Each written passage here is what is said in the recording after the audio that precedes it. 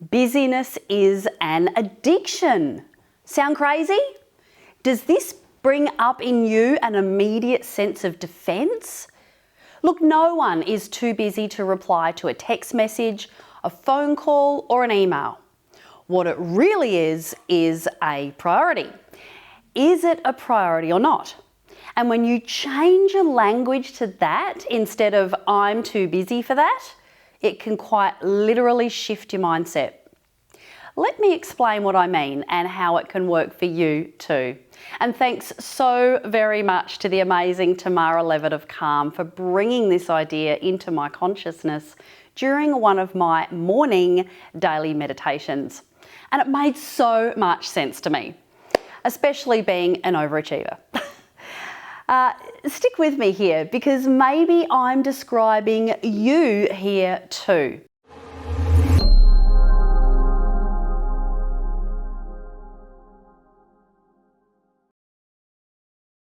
And I'm going to articulate my experience as I understand it in the hope that you will in some way be able to relate and then learn from it without making the same mistakes that I have.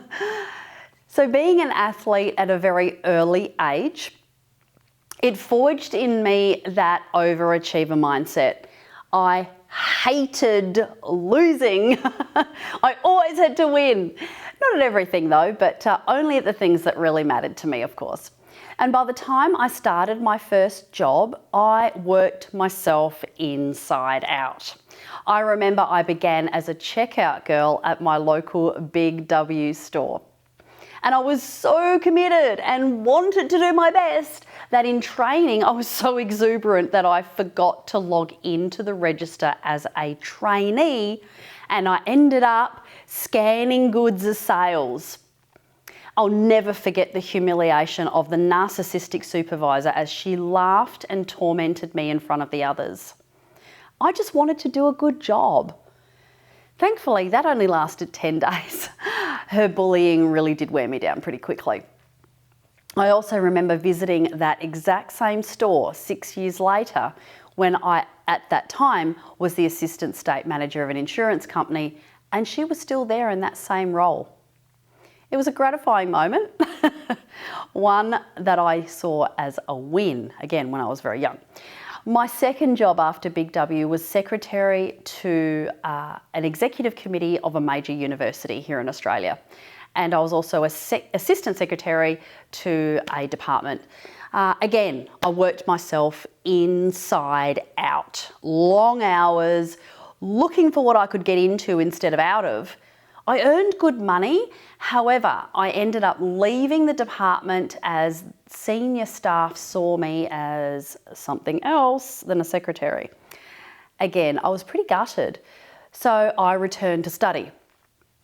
And again, worked myself into an early grave and survived on around $10 a week living at home. I had to win. So it's these early beginnings that forged in me this overachieving mindset. To be rewarded and congratulated and strive and win. And really, we could probably go back a little bit further to the fact that my father abandoned me at age 8 and my mother was institutionalised when I was a teenager. And my family didn't really do much to properly and adequately care for me.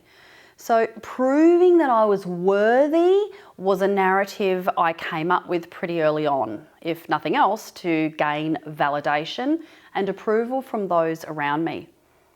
Fast forward to now, and prior to my knee injury back in 2018, my to-do list was just never ending. I always had a list on my desk and I just never seemed to get to the end of it. I can remember years ago a business associate telling me that it probably wasn't really serving me to aim so high. So soon enough, I found myself in that spiral of disappointment for not hitting my self-imposed high targets. I then became despondent, depressed, and ultimately inconsistent.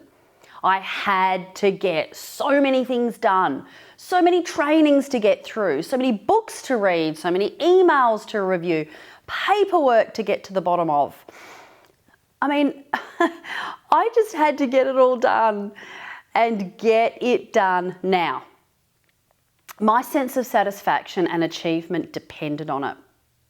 But then I paid the ultimate price for the constant rushing around and striving to get so many things done in such very tiny time frames. The universe, God, spirit, energy, whatever you want to label it, spoke to me very clearly in sidelining me with that knee injury. It forced me to really reconsider and reevaluate my choices and rest and think about how I've been living my life. Speaking of choices, you may wish to choose to subscribe to my channel here for more content around personal development and lifestyle, or not, and that's okay too. So when I heard about Tamara Levitt talk about busyness being an addiction, I absolutely could not have agreed more with her. That was me, for sure. But I noticed that this is a constant in others. And it seems that particularly in women, it's become a bit of a competition in itself to see who's the most busy. And it's crazy. It's all relative at the end of the day. What is considered busy to one person really isn't to another. One mum may say that they're flat out with their kids and have no time for anything else.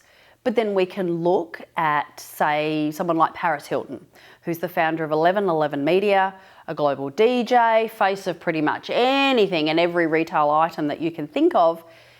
And she's also a troubled teen industry activist with now 2 babies and a husband. And she manages to juggle it all. But it should never be a comparison or a competition. We're all on our own journeys. Now, if I tell someone that I don't have the time for it right now, I mean it. And what I really mean is that it's not a priority for me right now at this moment. And I don't feel the need to justify with any explanations of what is going on in my life right now. But being busy is a choice. And it can be overcome with, firstly, being aware of it, and secondly, getting some help.